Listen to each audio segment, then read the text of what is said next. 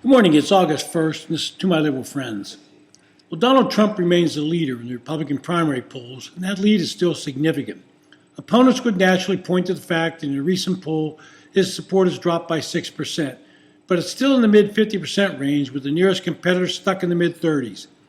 But Trump still has a lot of problems facing him.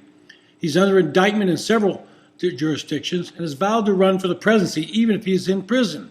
Think about that. A major political candidate running to be the most powerful man in the world, and he would be campaigning from prison. The reason he would continue to campaign is simple. He would pardon himself of all crimes if he were elected. I mentioned last week that Hunter Biden was seeking a get-out-of-jail card, but Trump is trying for the ultimate one because he would not have to rely on anyone else to pardon himself. When you're facing as many legal issues, the cost of defending yourself can get very expensive. Donald Trump is considered to be a wealthy man, so you would expect that he would have the funds to pay for these fees. But we're talking about Donald Trump here, and he does not spend his money when he can spend someone else's money. He has turned to his political action committee, Save America, which has raised millions upon millions of dollars to foot the bill. To date, the PAC has spent $40.2 million on legal fees, and that's on top of the $16 million the PAC spent in 2022 fighting Trump's legal woes. Trump team argues that the considerable amount of money being spent on defending the former president and members of his inner circle is necessary as Trump's legal troubles mount. Quote, in order to combat the heinous actions by Joe Biden's cronies and to protect these innocent people from financial ruin and prevent their lives from being completely destroyed, the leadership PAC contributes their legal fees to ensure they have representation against unlawful harassment.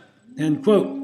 You can read that as typical Trump bluster, where nothing is his fault and everyone is out to get him. He himself is a paragon of virtue who has not sinned, and you can stop laughing now. But using the PAC can eventually become problematic for Trump as his legal bills mount. So to counter that problem, they're setting up a legal defense fund where Trump will ask his supporters to donate money to help him pay his legal bills. It will be called the Patriot Legal Defense Fund. Now, if you think this is unusual for Trump, you'd be mistaken. Remember when Herschel Walker was running in the runoff for the Georgia Senate seat?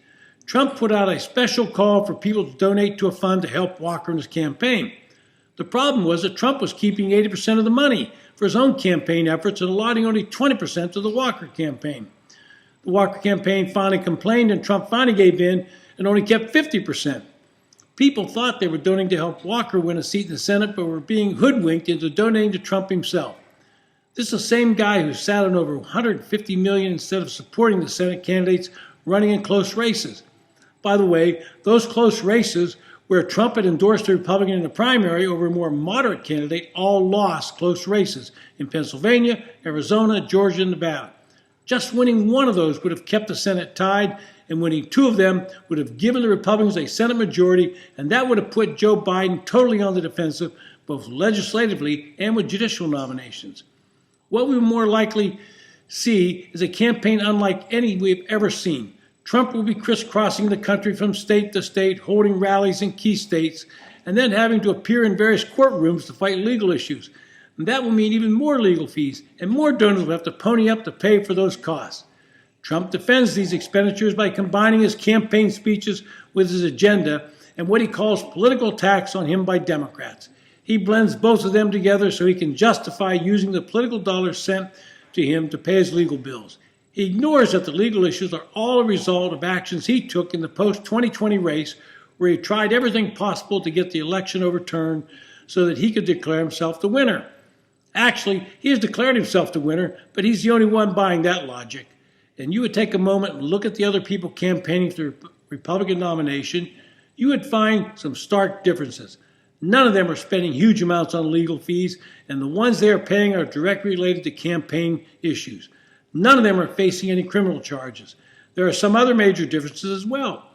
None of them are attacking the other candidates personally.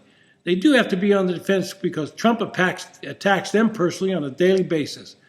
Let any of them see a small bump in their polling, and you can rely on Trump to launch some vicious attack on them and make it as personal as possible. Finally today, you couple Trump's all-in warfare style of campaigning with the age and mental acuity issues you see in Biden, and you start to wonder if it's not time to move on from these two aging warriors. You might even get an idea of why some are considering a third candidate challenge. The truth is the American people deserve better, and when pressed on it, they will admit that they are tired of both of them. This has been To My Liberal Friends. Thanks for listening. If you enjoy the podcast, hit the subscribe button and recommend it to your friends.